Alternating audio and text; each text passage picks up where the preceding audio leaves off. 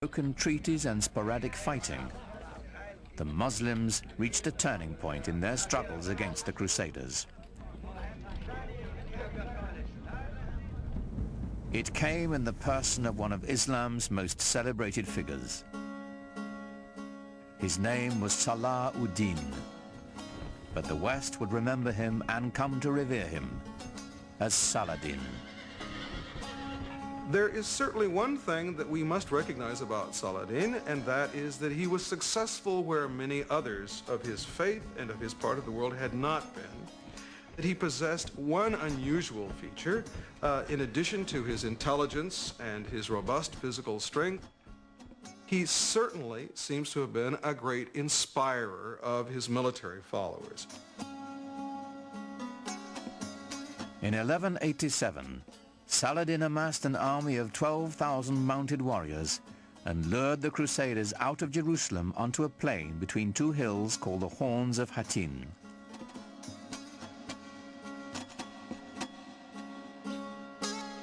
On the evening of July 3rd, after a long march, the Crusaders camped on a barren hillside.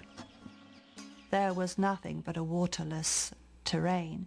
And we're talking about July, we're talking about the Middle East, we're talking about incredible heat and no water. As dawn approached, Saladin's men set fire to the tall grass, and a strong wind carried the flames into the Christian encampment. And very soon they found themselves surrounded, as in the Muslim tactic, by their enemy. And panic set in.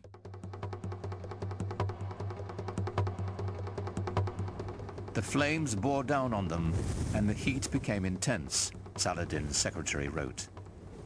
The people of the Trinity were consumed by the fire of flames, the fire of thirst, and the fire of arrows. The army of the Crusaders was totally decimated. The victory at Hattin was a real turning point for Saladin. It meant that he could then proceed to take Jerusalem later on that year.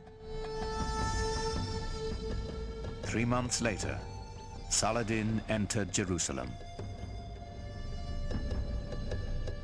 For the first time in almost a century, the call to prayer floated over the holy city once again.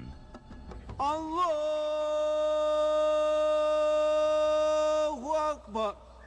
أشهد أن لا إله إلا الله أشهد أن لا. And yet, remarkably, Saladin leveled no retaliation against Christians or their holy places. In the Church of the Holy Sepulchre, Mass was celebrated as usual. Saladin also decreed that Christians who wished to could leave the city with their property. Those who chose to stay would be allowed to worship freely. When his reputation reached Western Europe of the way he had behaved in Jerusalem over the conquest, he gradually became the most famous Muslim of all time. Saladin's victory did not put an end to Western aspirations in the Near East. Other crusades would follow, though, as with the first, they would hardly have an impact on the larger Islamic culture. The Crusaders would eventually be driven from their citadels along the coast and return to Europe. Their only lasting legacy, a few abandoned castles. But the returning Crusaders found themselves changed by their contact with Islamic culture. The long-term impact on European life would be profound. They were just amazed by the material culture that they found there. I mean, the quality of the merchandise, the quality of the goods was far better than anything they could find at home, and they brought it home with them. They came back, for example, with a taste for highly spiced food. They imported pepper and cinnamon and other Oriental spices because their taste buds had been whetted by a different cuisine. We know that they found out the delights of using soap when they were in the Middle East, and it would appear that that caught on back in Europe. After the Crusades, many Europeans were far more open to the ideas of what was going on to the East, what was happening in other parts of the world. They simply couldn't be as insular as before. Lots of people were open to, well, what's out there? Let's explore this. Let's see this.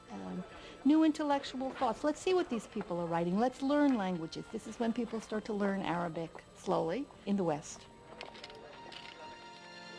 As the barrier of language dissolved, ideas born in the great Muslim cities began to filter into Europe, ideas that would forever change Western thought. The great Italian theologian Thomas Aquinas used the writings of the Muslim philosopher Averroes to justify the clear separation of faith and reason, a Muslim ideal that formed the basis of all scientific inquiry and led to the European Renaissance. Averroes himself appears in Raphael's classic Renaissance painting of great Western thinkers. Here, alongside Plato and Aristotle, stands a vivid reminder of the debt the world owes Islam. The scope of Islamic civilization has now reached levels which certainly were not accomplished by any other civilization, known civilization of the world. It actually unified parts of our globe in ways that had not been witnessed before. But this golden age of Islam was not to last.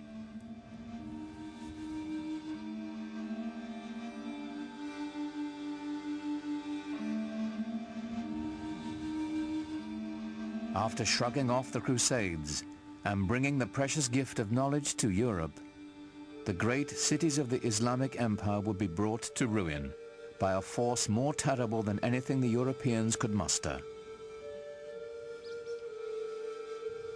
Their libraries destroyed, the wealth plundered, the empty cities stood mute in the aftermath of a devastation that descended upon them not from the west, but from the east. It's known as the Mongol catastrophe.